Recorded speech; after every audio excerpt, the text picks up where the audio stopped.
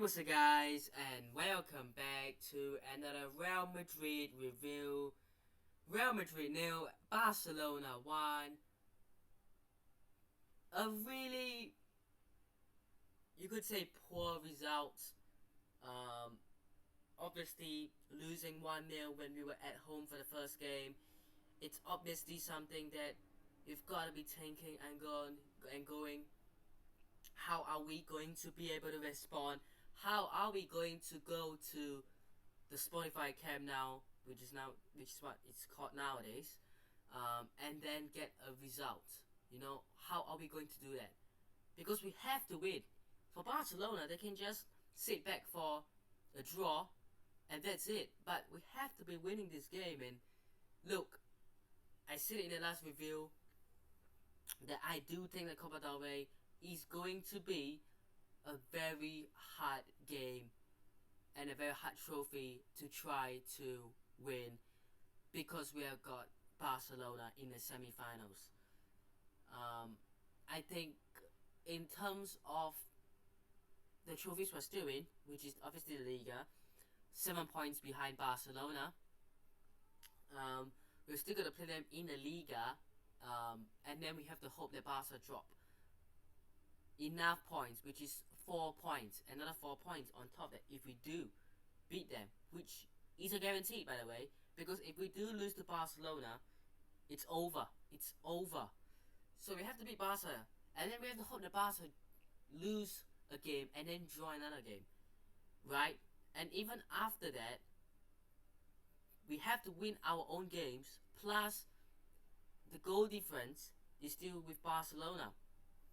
So look, Barca have a lot of advantages on us in terms of the Liga and now the Copa del Rey, which leads you to the Champions League, which then again, it's not a trophy where it's just, oh, you want to win the Champions League? Oh, go on, go ahead then.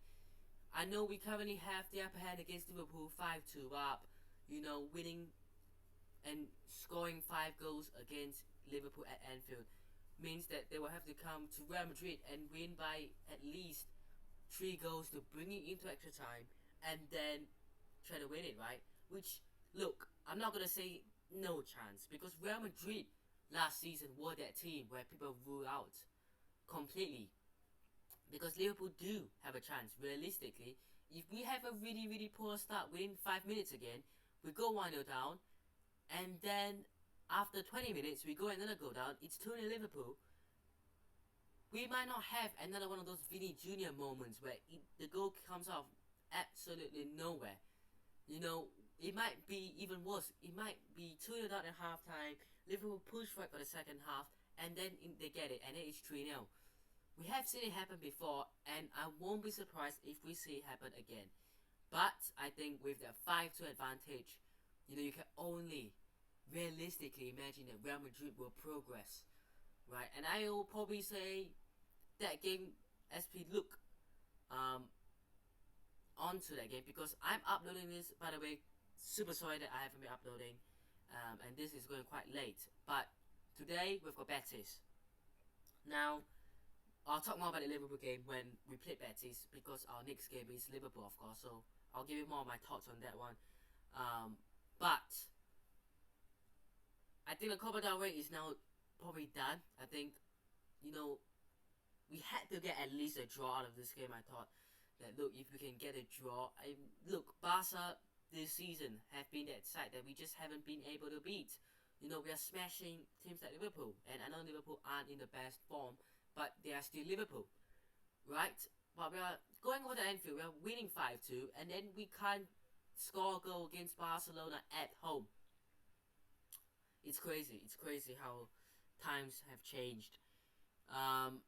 But yeah, it's not a good result. First leg, 1-0 loss. I think, like I said, a draw would have been the minimal we would have wanted from this game. I think, look, I'm not going to say, like I said again, I'm not going to say it's fully over, but I have no confidence whatsoever, because where do you get the confidence that Real Madrid are going to go to the Spotify Camp now and turn up? Where do you get that confidence? Nowhere. I looked at Real Madrid play today, or technically not today, but the game, I didn't see a moment where, ooh, that was the chance to win it. Except for the disallowed goal that we had, which, look, it's offside, it's rightfully off. Real Madrid never looked like they were going to threaten Barcelona as good as Barcelona were defensively. Now Barcelona, I know there are 8 to 9 players constantly coming back and defend, and they were playing really, really, really well, right? I get that, but except for the fact that Barcelona, when they had to defend, they did their job. You didn't see Real Madrid go for it. You didn't see Real Madrid create a chance where that was a goal scoring opportunity. Barcelona had 2 to 3 of them. Right, where you go, ooh, imagine Barca scored that, it was so close. Like, Kessie had a goal, which technically was an own goal. We'll talk about that goal. That was technically Kessie's goal, okay? He had another chance, that multiple chances where when Barca are attacking, you have the fear. You are scared. You go, oh my days. They should have put that one in. They could have scored to make it 2-0 or 3-0 or 4-0. They could have done that. They probably should be 3-0 up. With Real Madrid, they were never looking like scoring a single goal in the whole game. You had these shots where it's just flying over the bar.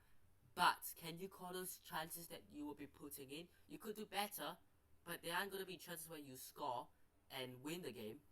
So look, I see no confidence considering we were at home. We coming off a back of Liverpool. I know we did draw Atletico Madrid, right? But before that, we were on a decent run. We just, obviously came back and smashed Liverpool. And then you wind forward and we're drawing Atletico Madrid and we can't even play well against Barcelona. And I'm not trying to say, oh, Barcelona are a crap side, we should be beating them. But we didn't show in front of goal that we were a team that were going to be challenging. And we were the team that shocked Liverpool. So this season is going to be a season where the remaining part of the season will be very unpredictable. The Champions League, I could see Real Madrid getting some success because it's the love affair. Now, I went back, I looked at, that dominant Real Madrid side from the 2010 to 2018 period where we had Ronaldo, Bale, and, the midfield, we still had Casemiro, the back line with Ramos, Varane, Marcelo, those players who are the backbone of Real Madrid. If you go back the last 10 years, right, where Real Madrid have been successful, look at every year in the Liga, you don't see Real Madrid's name in every year. You see Barcelona, maybe for Atletico, but you don't see Real Madrid in it majority of the times. But what makes that side one of the best sides in football history is when it comes to the Champions League, that side delivers. There's that love affair. There's that, when it comes to Champions League, the team will turn up. There's that strong bonding, And look, I'm not trying to disrespect anyone, but you see it with Man City and PSG, you don't get that vibe, that they are going to be a side that is going to be dominant in Europe. And City and PSG have both been very dominant in their domestic leagues across the last 10 years, right? So, look, I think La Liga will go to Barca this season. I think, for me, there is hope, there is faith, there is optimism, a little bit left. But after the game against Barcelona where we lost, which is this game, I can't see Real Madrid getting it. By the Champions League, they're a different animal. And I'm not going to say we will definitely win the Champions League. I'm not saying that. All I'm saying is I have a bit more confidence in Real Madrid winning the Champions League than I have with winning the Liga or even the Copa del Rey in that matter. Because Real Madrid seem to be able to turn up in the Champions League. By La Liga and in the Copa del Rey against Barcelona and even some other games, they seem to almost switch off and have a bad day. Doesn't it? So look, it's what it is. We're just gonna move on. You can't win everything in a single season. So look, we'll now move on, and hopefully we get to see at least another trophy won this season. Which right now I think if you ask me to rank from least unlikely to most likely, then least unlikely, or least likely actually, sorry, least likely would be La Liga at the moment, I think 7 points is a huge gap to close down, because that doesn't require your team to be winning every game. It requires the other team to be losing every game, or not every game, but losing a game. Let's say losing 2 games and drawing a game, right? And now have Copa del Rey. I think 1-0 down, going to the second tie. We're away for it. I can't see how Real Madrid are going to win that thing, considering we couldn't do it at home. How are we going to do it away? It's harder, and if we pull it off, that'll be incredible. If you can go to the Spotify Camp now and then get a win and then go through and then beat Barcelona, it'll be huge, right? It'll be incredible, but I can't see it. If I'm being realistic, there's one side of me that's Real Madrid. I really want Real Madrid to win, but other side of me is be realistic. Come on, video. You gotta be realistic. I gotta go with the realistic side of me, which I just can't see Real Madrid doing it. I can't for myself. I can't. And then I'll put the Champions League, not because I think we'll actually win it, but we'll definitely make the quarters. I hope. And then we'll see from there who Real Madrid gets, and yeah, we'll see how it goes really. But even that is going to be a very tough trophy to win. Obviously, you still got big teams in it. Napoli are an incredible side, really. You got your typical Man City still in it. I mean, Bayern Munich, if they do go through, they are an incredible team. PSG, we'll see between those two. But one good thing is, one of Bayern or PSG will get knocked out, which is good. I will argue one of Milan, Spurs is a good thing as well. Arguably Frankfurt will get knocked out. Probably Leipzig will get knocked out. What are the other ties? Let me think. I can't remember. I can't remember what are the other ties. Oh my days. I'm failing this one. Chelsea, Dortmund. You know, if Chelsea get knocked out in that one, maybe that'll be a good thing as well. But Dortmund are not a side that you want to get really. Inter, Porto. You know what? I think Inter will go through, so Porto might get knocked out, which isn't the greatest thing ever. And then we still have Benfica, Brugge. Brugge might get knocked out as well. So Liverpool obviously will get knocked out probably. Spurs. Some of the bigger teams in England might get knocked out. Obviously, Real Madrid are the only team from Spain. Italy, I think, what is it, Milan and Inter, and Napoli. So realistically, I see Napoli making it through, and Inter. I think Milan might get knocked. Actually, Milan could go through. So I see all 3 Italian sides making it to the quarters. So 3 out of 8 teams, okay. And I'm just going on rather than talking about the goal. I'll talk about it, okay. So in England, 4 teams. Okay, City will make through, and I think all 3 other teams will not make it through, right? I think Real Madrid will make it through, and then we got Benfica, Inter, we got Milan, Napoli, Frankfurt not making it through, Brugge not making it through, Porto not making it through. So that's 6-6 at the moment.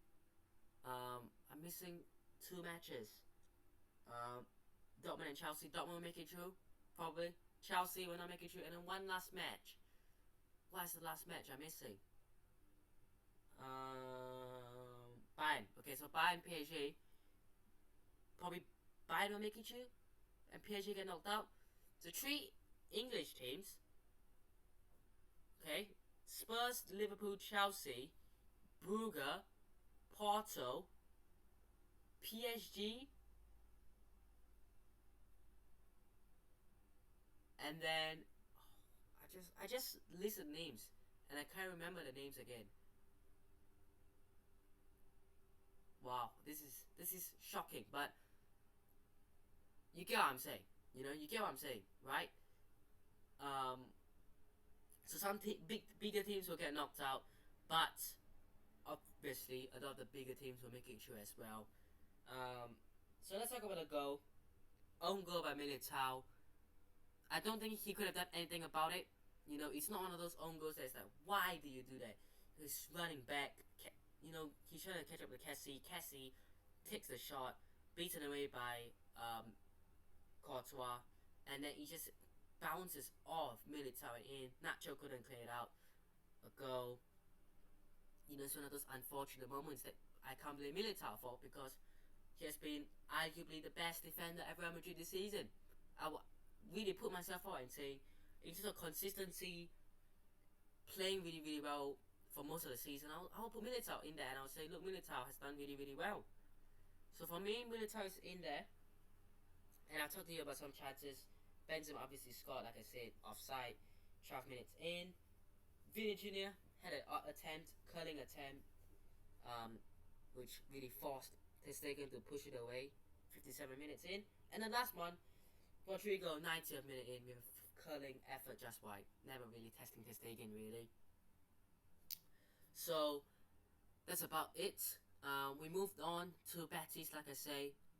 Hopefully, a win. Right now is the start of Barca Valencia. Wow, I'm actually uploading this quite late. Jeez. Sorry guys. But yeah, I'll go and have a look at that game, see how it goes. I expect Barca to win really, but we'll see. But hope you guys have enjoyed today's video. Hit that like button if you did. Subscribe to the channel if it's on already, and I'll see you guys in the next one. Peace.